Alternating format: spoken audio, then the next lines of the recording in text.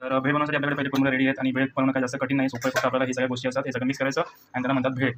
एकूण भेळ म्हणजे काय, मध्ये थोडेसे शेंगदाणे टाकून द्यायचे. ही लाल डाळ घेतलेली आहे, तिखट लाल डाळ, ती पण स्प्रेड करा त्याच्यामध्ये जेवढी पाहिजे तुम्हाला तेवढी. ठीक आहे. त्याच्यानंतर हा उकडलेला बटाटा आहे, त्याला स्मॅश करा, त्याला पण असं मस्त स्मॅश करा आणि टाकून द्या. नंतर मी थोडासा टमाटो स्प्रेड करा त्याच्यामध्ये, टमॅटो, ऑनियन, छान भेळ बनणार आहे. ठीक आहे. कोरिअँडर, कोथिंबीर आणि आता त्याच्यामध्ये सगळी चटणी जाणार. थोडं तुम्हाला तिखट लागतं तुमच्या हिशोबाने टाका, जास्त स्पायसी खाऊ नका, त्याला त्रास होतो दुसऱ्या दिवशी, तर तुमच्या हिशोबाने टाका. गोड चटणी आहे ती टाकून द्या त्याच्यामध्ये, जास्त टाका, मस्त छान वेळ झाली पाहिजे.